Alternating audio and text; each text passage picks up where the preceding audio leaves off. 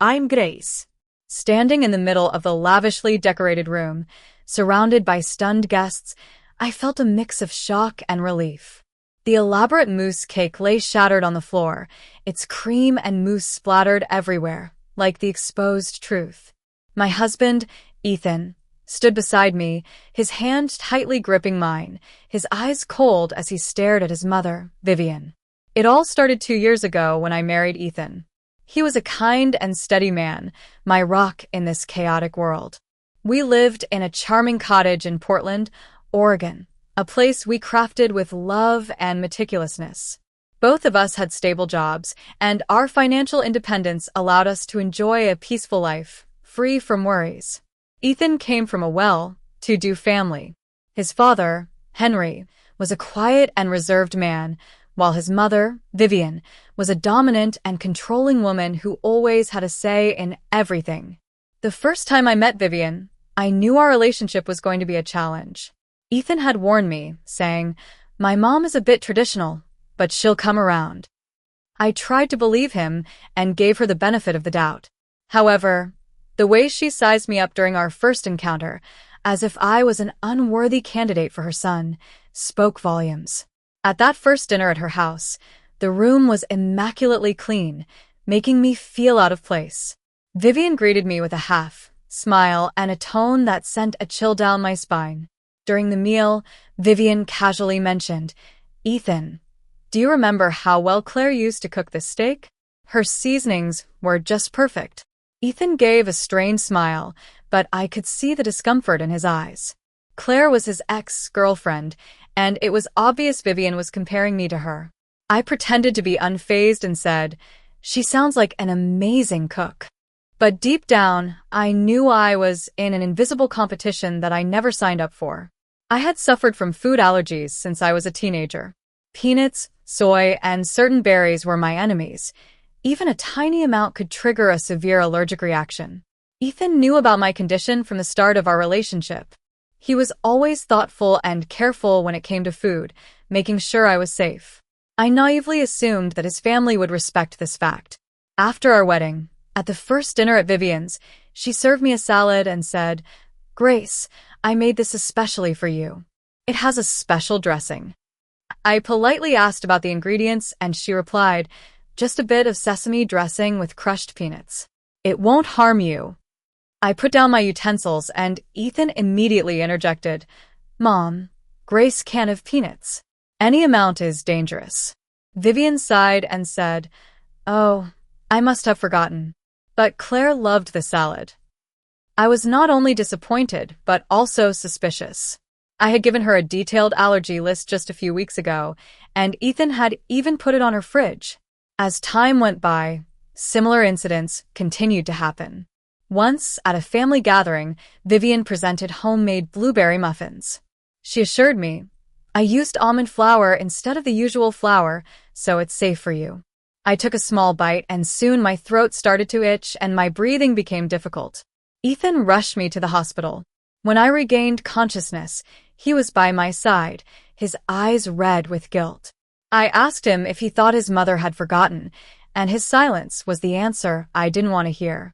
After that, I started to bring my own food whenever we visited Vivian, and even reduced the frequency of our visits. But Vivian didn't stop. She would call me, saying she was learning to cook allergy-free meals, yet every time, there were always hidden allergens in the dishes.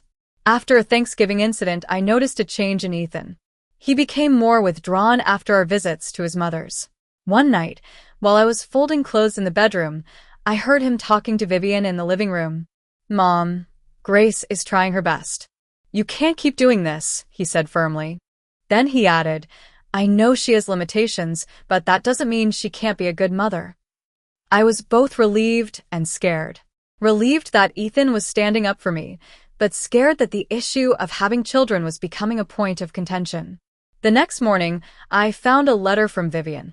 It read, "Grace, I only want what's best for Ethan. You have too many restrictions. Motherhood is a big responsibility, and not everyone is cut out for it."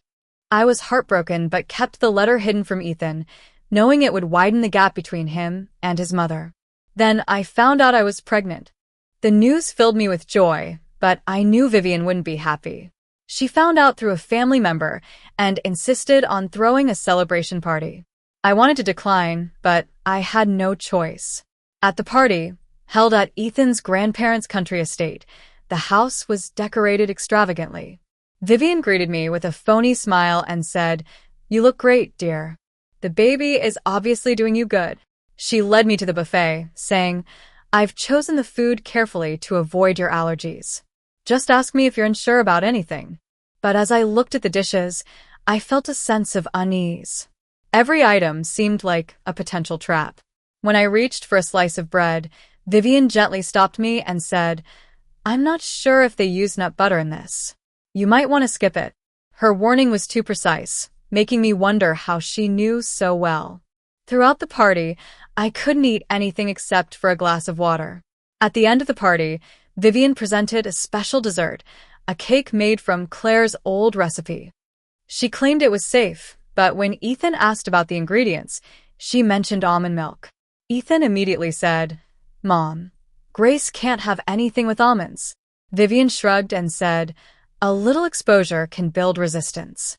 Just then, Henry, who had been silent all night, stepped forward and knocked the cake off the plate. He said firmly, "I saw the shopping list. You also added peanut oil." The room fell silent. Vivian tried to defend herself, saying it was for my own good, but it was obvious she had done it intentionally. Ethan was furious. He said to his mother, "I can't believe you would endanger my wife and child." Henry also criticized her. "I've been silent for too long, but you've crossed the line this time." After that night, Henry moved out of the house, saying he couldn't live with Vivian's manipulative behavior any longer. Vivian was shunned by most of the family. She sent a letter of apology, but it was half-hearted. Ethan and I decided we needed time away from her. As my pregnancy progressed, Ethan became more protective. We started to prepare the nursery, painting the walls, installing shelves, and getting everything ready for our baby. I realized that family isn't about blood or titles. It's about the people who stand by you when you're in trouble. Ethan had finally chosen to stand up for me and our future family. I know the future is uncertain. Vivian might try to mend her ways, or she might not change at all. But what matters now is that Ethan and I are stronger than ever. We've learned to build our family on the foundation of honesty, trust, and unconditional love, and nothing can break us apart.